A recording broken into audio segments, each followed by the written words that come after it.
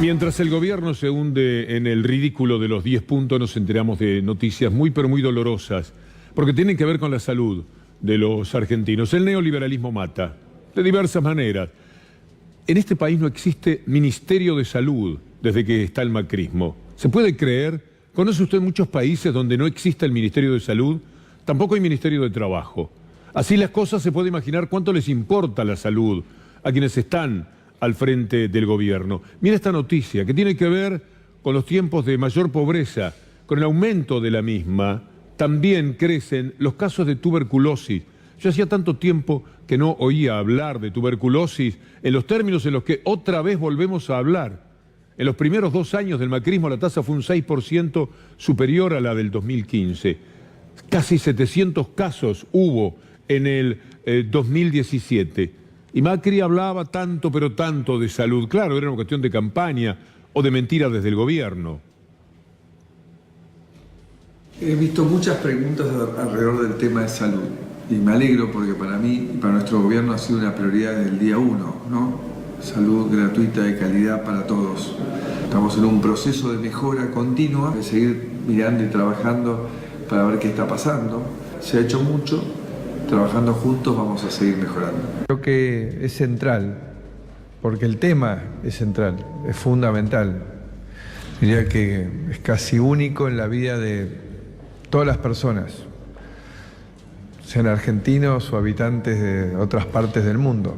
Pero acá estamos para resolver el tema de los argentinos, y que es que estemos acá comprometidos finalmente y definitivamente a trabajar en serio para mejorar nuestro sistema de salud.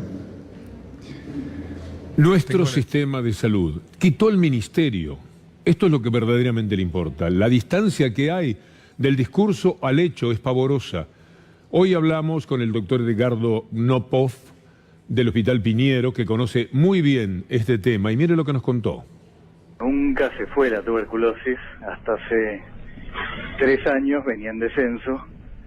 Y desde hace un par de años está nuevamente. Este es el grave problema. Es una enfermedad que padecemos desde la antigüedad y que veníamos acotando, disminuyendo. Está muy referida a la pobreza y las condiciones de vida. Mirando las estadísticas de Nación, se ve un aumento de 6 puntos cada 100.000 habitantes, que es grave, porque lo grave de esto es, en el 2017 se murieron más de 700 personas por tuberculosis. Es una enfermedad por la cual no debería morirse nadie.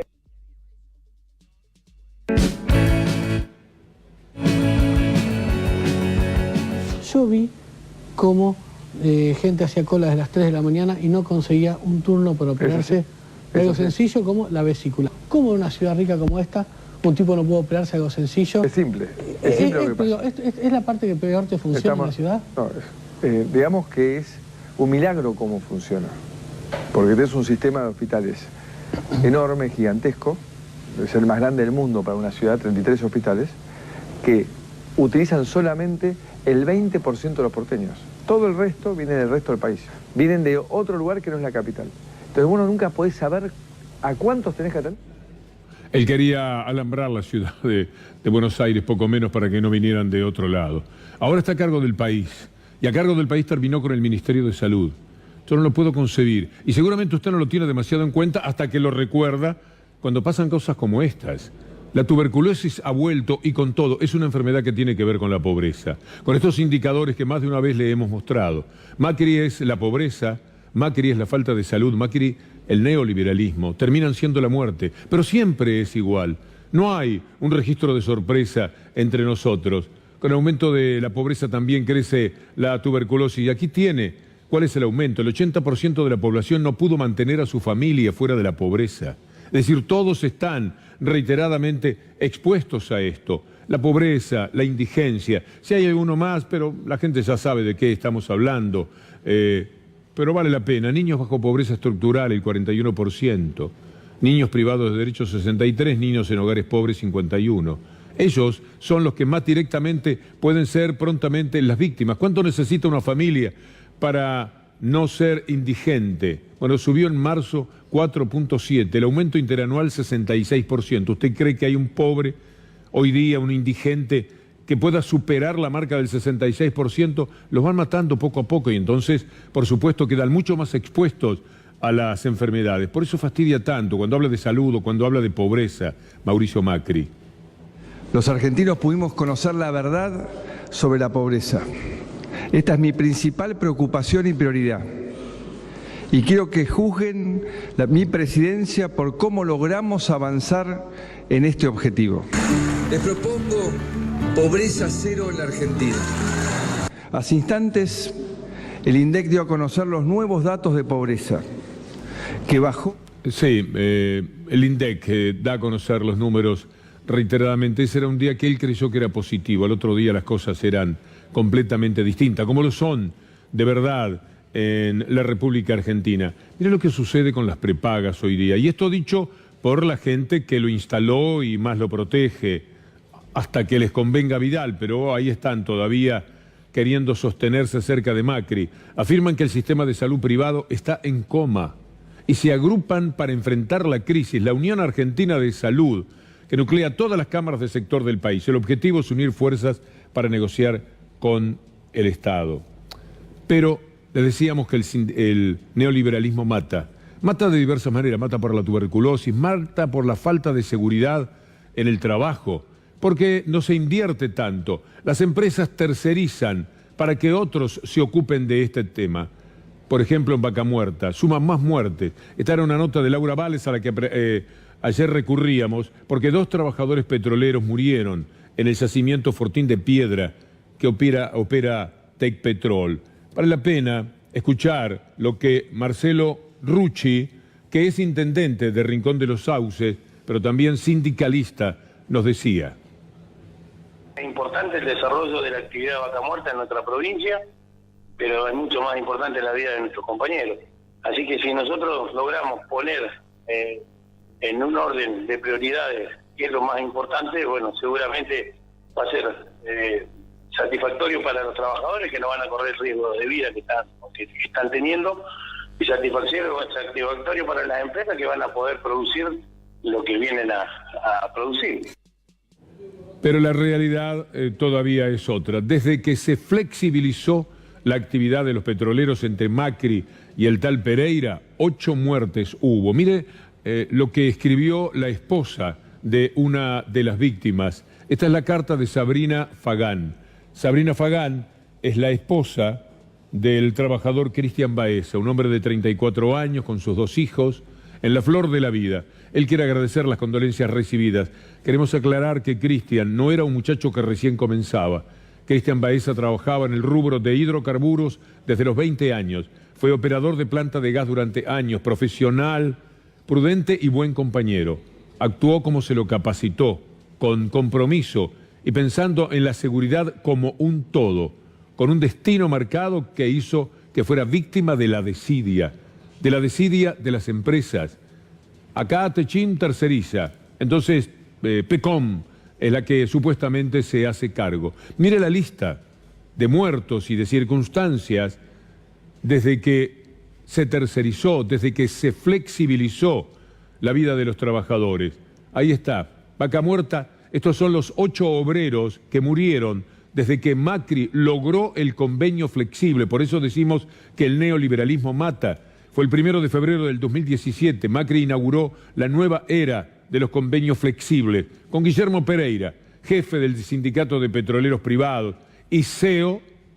Los CEOs de las petroleras firmaron ese acuerdo. El 14 de febrero de 2018, César Po, de 46 años, murió por un golpe mientras comenzaba la perforación de un pozo.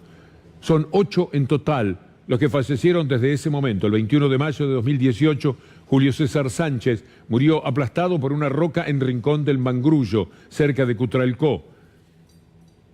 Seguimos con el recuerdo de quienes murieron por esta flexibilización que se impuso en Vaca Muerta, en el mundo del petróleo. El 1 de noviembre del 2018, Mauricio Segura, de 35 años, se le cayó una válvula en la cabeza desde una altura de 11 metros. Trabajaba para la contratista, siempre trabajan para una contratista, siempre las circunstancias son esas. El neoliberalismo mata de esta manera, flexibiliza el trabajo y todavía en uno de los puntos ridículos que presenta Macri para que la oposición diga algo, está como siempre la flexibilización laboral. Eso le llaman la adecuación a los tiempos modernos, flexibilizar, matar al trabajador.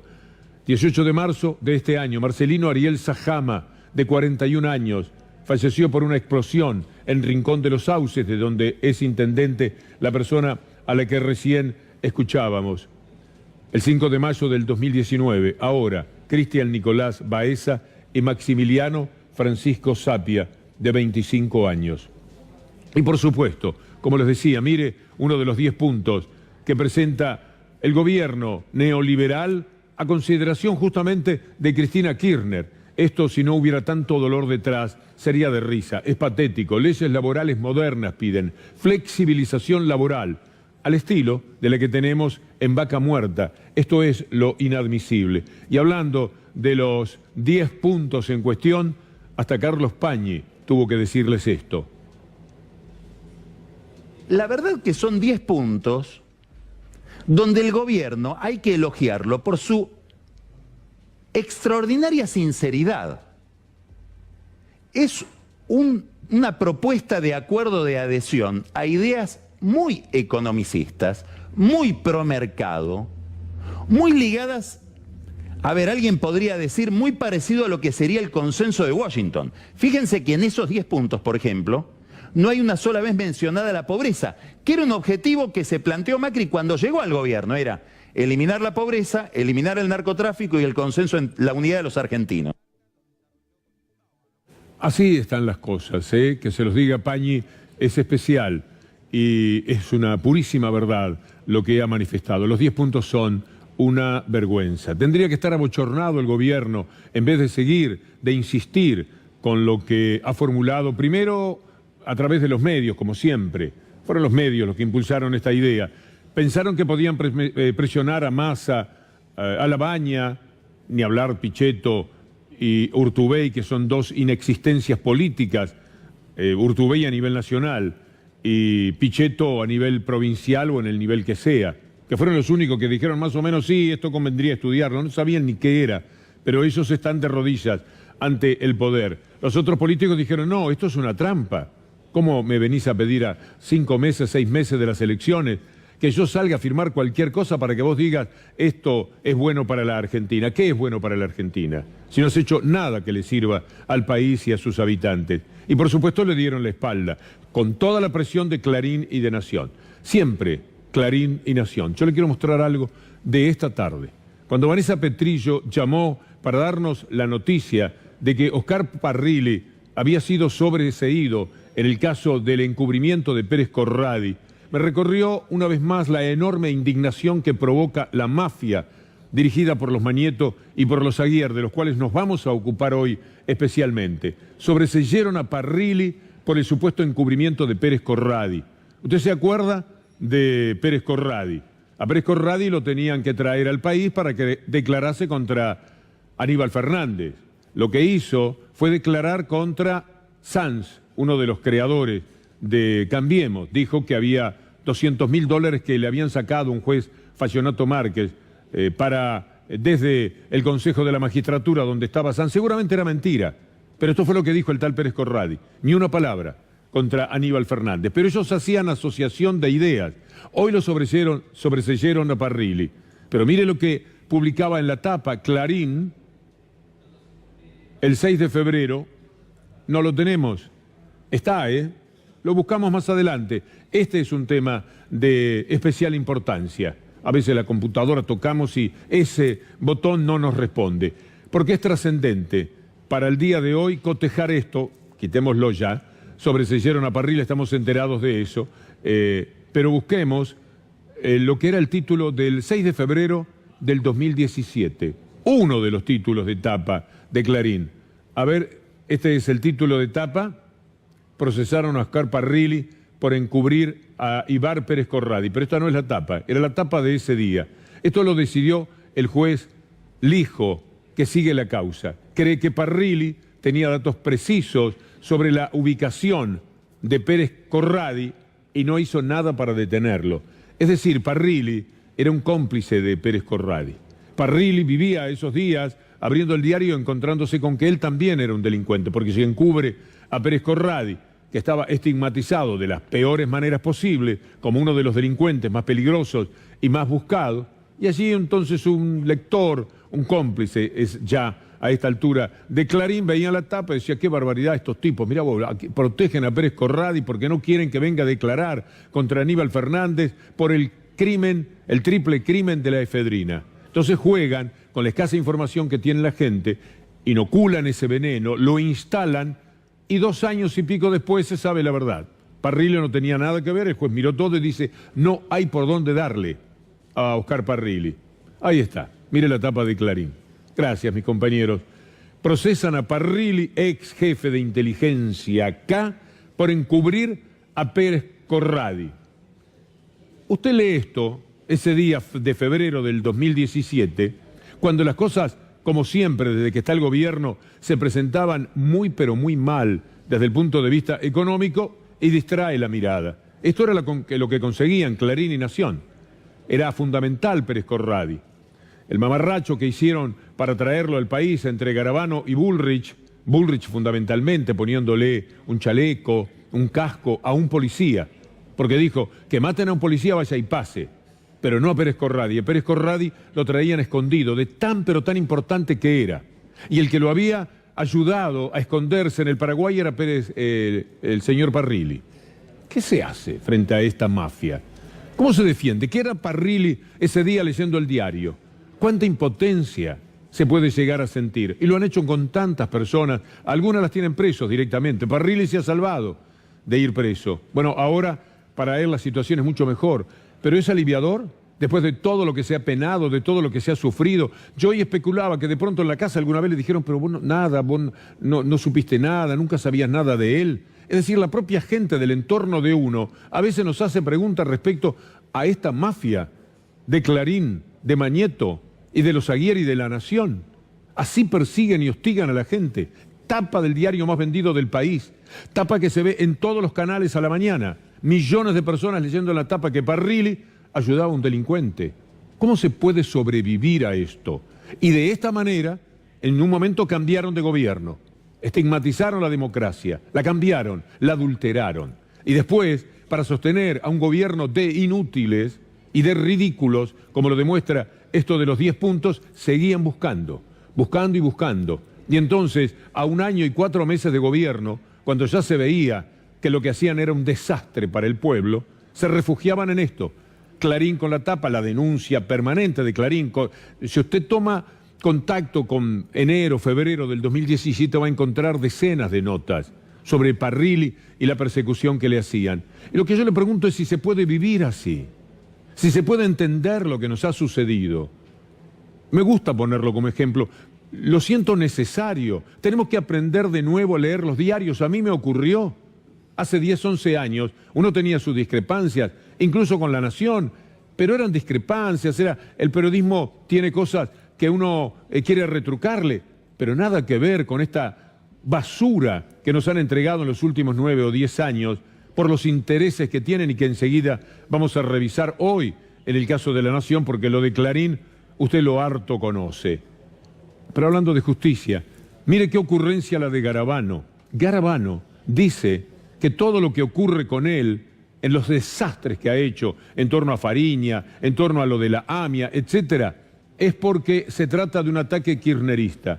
Garabano acusa a D'Alessio de funcionario K, de ser un kirchnerista, y denuncia Garabano una operación en su contra. Así que D'Alessio, un funcionario K. Se lo vamos a mostrar a Garabano para que no mienta tanto, para que un día tenga un poco de vergüenza, como se le pedía Graciana Peñafort en los tuits que le leíamos ayer. Garabano, mire, aquí está el kirchnerista D'Alessio junto a Stornelli, la estrella de Cambiemos en el nivel judicial, ¿verdad? Lo tenemos allí en Pinamar. ¿Está en la fotografía? Sí. Vamos con ella. Hoy he pedido muchos materiales y está la respuesta. Muchas gracias, Leandro, y a todo el equipo que está allí. A ver, la foto con... ¿Cuál foto primero? Ahí está. No, este es Stornelli por su cuenta. Sobre la injusticia mediática. Bueno, hablando de Stornelli, está bien, pónganlo. Stornelli, ¿qué tal? ¿Cómo le va? ¿Usted lo conocía, Marcelo D'Alessio? Lo conocí hace 3 o 4 meses. Me presentó el periodista Daniel Santoro, que me llamó y me dijo que quería presentar una persona que tenía, que no sé, mi hijo trabajaba para la DEA o para alguna agencia de la Embajada de Estados Unidos. No sé si está la fotografía de Pinamar, pero la hemos visto hasta el cansancio. Ahí está, la veo y la mostramos entonces. Garabano, ahí está D'Alessio, el kirchnerista, con Stornelli. Estaban armando, al parecer, una extorsión a un ciudadano que era del palo de ellos. Ahora ya no. Echeves, por supuesto que no. Lo podemos mostrar al kirchnerista D'Alessio, como dice Garabano. ¿Con quién lo podemos mostrar ahora? ¿Con quién? Con Bullrich. Ahí está. En un operativo que justamente tenía que ver con Pérez Corradi. A ver si está la foto. Ahí está.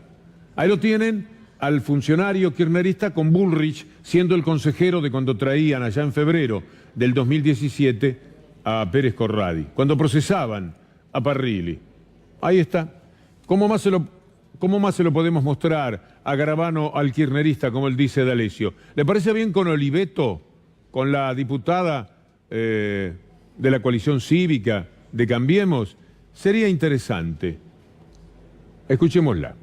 Te pregunto directamente, sí, porque no yo tuve... lo conozco a D'Alessio. Mirá, a mí hace cosa de 1 año y medio me lo presentó Daniel Santoro. Me habré reunido con él 3 o 4 veces en mi despacho. Él me llamó el viernes pasado, el viernes ese que salió la nota del cohete en la luna. De Horacio Berbisky, sí. Sí, ahí me llamó, estaba muy nervioso. También se habla de muchas conversaciones de Lirita con... Eso no es verdad, Lirita no tiene teléfono. ¿No tiene teléfono? No, por lo tanto no puede tener comunicaciones con esta persona. ¿Pensará Garabano que la gente que lo sigue aún es tan tonta, tan torpe, que se la puede engañar tan fácilmente? A los demás ya se sabe que no, pero a su propia gente, ¿cómo se anima? Así que todo lo que le pasa... y le pasan cosas muy serias, como echar a un juez como Rosansky, como ayudar a declarar a Fariña y darle la buena vida diciéndole, vos sabés lo que tenés que declarar, se sabe exactamente qué era. El hombre que ayudó a encubrir el atentado contra la AMIA. Es decir, cuando se hacía el juicio por encubrimiento fue y cubrió todas las espaldas de los fiscales que estaban denunciados. Veamos... para mostrarle a Garabano, a D'Alessio, ¿con quién podría ser ahora? Con Carrió y Oliveto, ya lo vimos. Miren, con Clarín, ahí lo tenemos en Clarín. Mañeto, que es tan sonso, lo contrataba al abogado especialista que ponía 20 notas en menos de un año en Clarín. Después, claro, decían, Netflix no lo podría hacer tan bien, y era un abogado trucho. Pero Clarín lo presentaba como un prohombre a este kirchnerista, como le dice Garabano. ¡Qué desvergüenza! La misma que tuvo cuando, después que ya se sabía que había alentado a Fariña y que lo había recibido en su propio despacho para arreglar cómo iba a declarar Fariña contra Cristina Fernández de Kirchner, lo negaba. Los colegas de ADN, que tenían la información, que tenían el adelanto, fueron a buscarlo. Y él, que no sabía cómo venía la mano, desmentía todo, como hace ahora con esta ridiculez que dice de D'Alessio kirchnerista. Ministro Germán Garabano, una sola consultita con respecto al caso Fariña. La abogada en su momento Robles dijo de que usted se reunió. ¿Por qué? ¿Por qué es poco serio? Poco serio. ¿Va a aportar algún tipo de información con respecto a lo que... Poco serio. ¿Por qué es poco serio, ministro? Muy poco serio, porque no es cierto nada. ¿Nada es cierto? ¿Pero va a aportar pruebas o va a ser como Stornelli? ¿Va a aportar las pruebas o va a ser como Stornelli? No, no tengo... ¿No se va a presentar a la justicia? A disposición de la justicia. ¿Se va a presentar? No fui nunca convocado. Bueno, ahí estaba el ministro Germán Garabano. Ahora escuche a este integrante de una verdadera banda que está a cargo de nosotros decir que D'Alessio acá, porque por ahí usted dice, están jugando, el tipo no lo puede haber dicho. Si todos sabemos lo que ha pasado en torno a D'Alessio hace ya 2 meses, ¿cómo se anima a eso? Bueno, porque va a los medios cómplices, mafiosos, y lo dice, y por ahí la gente que está mirando a ellos no tiene constancia de otros comentarios que se hagan sobre esto. Escúchele un momentito nada más a Garabano. Lo llamativo también de esta operación, como ahora aparece esta otra abogada que habría editado, es que es toda gente del entorno del gobierno anterior, es decir, eran todos funcionarios kirchneristas, D'Alessio era funcionario kirchnerista, es decir, es toda gente que funcionaba en cargos públicos durante el gobierno anterior. Así son, de esto son capaces, ante la evidencia, pueden decirle, frente a la pobreza brutal que existe, estamos rumbo a la pobreza cero. Pueden decirle, frente a los casos de tuberculosis, con 700 muertos en el año 2017, decir, estamos trabajando para la salud como nunca. Le pueden decir con cientos de miles de obreros despedidos, nunca hubo un presidente como yo que haya trabajado tanto por el empleo. Le pueden decir con el desparpajo de este tipo que le importaba la AMIA y traicionar todo el juicio denunciado por un hombre del mismo grupo político como Cima de Villa. Le pueden decir, frente a todo lo que se sabe de D'Alessio y la banda infame que armó con Stornelli, con Carrió, con Oliveto, hay un fiscal, además, ya procesado, pueden decirle que no, que era del bando contrario, y que entonces armó toda esta historia para comprometerlo a él, a Garabano, y que cuando él llamó a Rosansky, después de prometerle a Fariña que lo iba a echar a Rosansky, y cuando lo llama a su despacho para echarlo a Rosansky, también era una maniobra de la que acaso participaba Fariña, que en cualquier momento, si les conviene, también se vuelve kirchnerista. Es gente que no tiene ningún tipo de pudor para la mentira. No tiene ni siquiera el deseo de trabajarla, de elaborarla, de hacerla potable. Mienten y chau. ¿Saben por qué? Porque tienen mucho poder. Es una demostración de poder como yo no vi en mi vida. ¿Y de dónde viene ese poder? De los medios de comunicación. ¿Y por qué se los dan? Mire a Horacio Berbisky, líder entre los periodistas de la República Argentina, escribir en el cohete a la luna una nota que tiene que ver con La Nación y con Rosenkrantz. Voy a tomar la segunda parte porque lo que hace Berbisky, permítanme un momentito de cámara para no confundirlos, es contar cómo La Nación se quedó, los Aguirre se quedaron con el diario La Nación, cómo consiguieron un dinero de Barton, una empresa que apareció y puso 40 millones de dólares, que nunca se supo de dónde vienen, porque ellos sí pueden tener una sociedad secreta y que nadie sepa nada y que nadie los investigue, a través de la cual han triangulado millones y millones. Ahora sí, juez y parte, porque va a hablar de Rosenkrantz, en realidad, Horacio Berbisky. Como con las petroleras ESSO e YPF y con la telefónica AMX Claro, Carlos Fernando Rosenkrantz también interviene en un caso del diario La Nación, al que declaró entre sus clientes cuando el Ministerio de Justicia le pidió esos datos antes de nombrarlo en comisión en la Corte Suprema de Justicia, a dedo. Esto es causal de juicio político por mal desempeño, según afirma en forma explícita el Código Procesal Civil y Comercial de la Nación, y una falta ética que contradice su discurso público, ese que alguna vez le escuchamos en medio de ciertos asombros. Sigamos con lo que escribió Berbisky este fin de semana. Búsquelo. Los especiales intereses de los Aguirre en la Corte Suprema. Los especiales intereses de los Aguirre. No pagar es una cuestión de principios y como tal innegociable para la nación, cuya capacidad contributiva no está en cuestión. En esos mismos años en los que no pagaba cientos de millones de interés porque no lo quería hacer, en esos mismos años compró decenas de millones de dólares para atesorarlos, Aguirre. En 2012, bajo el inequívoco título Expansión, informó que a través de la subsidiaria US Hispanic Media llegó a un acuerdo para convertirse en el accionista estratégico de Impremedia, un grupo relevante de diarios y revistas en español en Estados Unidos, que incluye los dos principales diarios de ese mercado, La Opinión de Los Ángeles y El Diario de Nueva York. Sigamos con lo que dice Berbisky de este especial encuentro de Rosenkrantz y los Aguirre. Por haber hecho lo mismo con su petrolera Oil, Cristóbal López está preso y el gobierno busca la forma de apoderarse de los medios que adquirió con los impuestos que no pagó. Esto lo dice Berbisky. Así lo entendió el juez Julián Ercolini, otro, a cargo de la causa contra López, quien pidió a la Corte el expediente de la Nación. Tenemos más todavía. para que usted vea hasta dónde llega esta mafia, La Nación a la cabeza, con Clarín.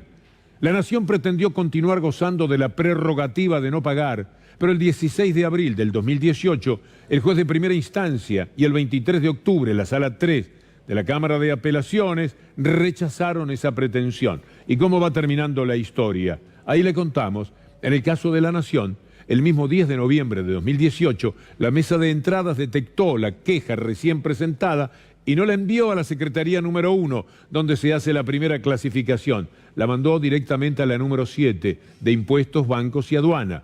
Allí había sido designado Sergio Napoli, pero en cuanto asumió la presidencia, Rosenkrantz nombró en el lugar de quien había entrado por concurso, Sergio Napoli, nombró a Enrique Naveira. Y además se colocó en primer lugar, lo colocó para la circulación de expedientes relativos a impuestos y aduana, a pesar de que debido a la especialización del estudio que compartía con Bussat, debería excusarse en muchos casos. La bestia jurídica tendría que estar sentado en el banquillo de los juicios políticos. ¿Y cómo termina la historia? Bueno, con esto es suficiente, sí, me dice Leandro, ¿qué más querés? Tenemos más del artículo, pero es mucho de lo leído. Estos son los Aguiar, este es Rosenkrantz, este es Garabano, esto es Macri, este es el gobierno de los diarios que protegen a quienes hoy día nos gobiernan, nos mienten y nos matan de hambre o de tuberculosis. Bueno, una cosa trae la otra. En eso estamos. Por eso hoy el recuerdo de Evita puede ser algo precioso a los oídos de millones de argentinos. Vamos a empezar el recuerdo por Evita hablando del voto femenino, eso que mencionábamos hoy. Para los tiempos que corren es muy importante evaluar el discurso de esta mujer en tiempos en que en el Congreso había representantes de la derecha que decían: lo único que faltaba que las mujeres voten, que las mujeres se metan en política, que vaya el marido a la casa y la mujer le salga hablando de política. Es lo único que nos falta. Y ella decía esto. La mujer debe afirmar su acción. La mujer debe optar. La mujer, resorte moral de un hogar, debe ocupar su quicio en el complejo engranaje social de un pueblo. Nos pide una necesidad nueva de organizarse en grupos más extendidos y remozados. Lo exige en suma la transformación del concepto de la mujer, que ha ido aumentando sacrificadamente el número de sus deberes sin pedir el más mínimo de sus derechos.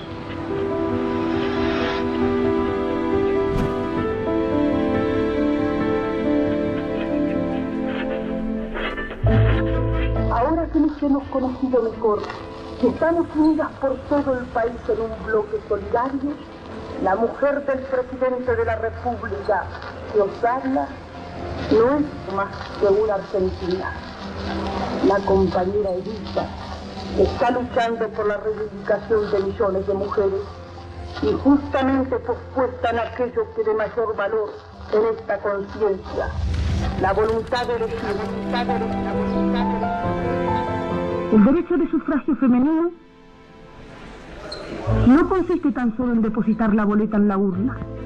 Consiste esencialmente en elevar a la mujer a la categoría de verdadera orientadora de la conciencia nacional.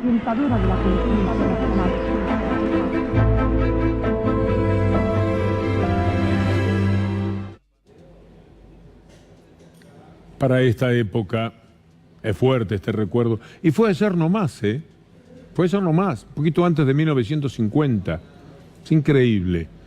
Sirve también para reflexionar cuántos pasos se han dado y quiénes intervinieron para que se den esos pasos. Las grandes luchadoras de la primera mitad del siglo, de las cuales Evita tomó la posta y luchó por el voto femenino. Será por eso que 100 mujeres ayer, un comando Evita, así se llama, un saludo para el cadete que sé que estaba en esto, 100 mujeres vestidas de Evita fueron desde el obelisco hasta el Ministerio de Bienestar Social. Les apagaron la luz otra vez, como en tribunales el otro día en la marcha de Ramos Padilla. Pero allí estaban ellas, pugnando con el pañuelo de las madres de Plaza de Mayo o con la música de los dinosaurios de Charly García, o recreando una votación en la cual Evita depositó en una urna especialmente para la ocasión una carta destinada a Cristina, que esperan poder entregarle lo más pronto posible. Acompañaron la movida miles y miles de personas. Mire qué maravilla de acto, pensando en Evita. Insisto en agradecerle a Pedro Rosenblatt, nuestro amigo, el cadete, el material que ahora tenemos. Nos parece precioso. Y quiero pedirle a Leandro Gabriele, ya que tenemos esta imagen, que la pongamos con silencio y pongamos en el aire algo que a lo mejor usted pudo ver en las redes, que es la marcha peronista femenina. Me parece que es la mejor manera de terminar este contacto de hoy con ustedes. Desde el comienzo, la marcha peronista, que a lo mejor si no la escuchó le va a despertar una gran emoción y por otra parte una sonrisa. La marcha peronista femenina, en el día en que se cumplen 100 años del nacimiento de Evita. Esta movida se llamó Evita Macri. Evita a Macri.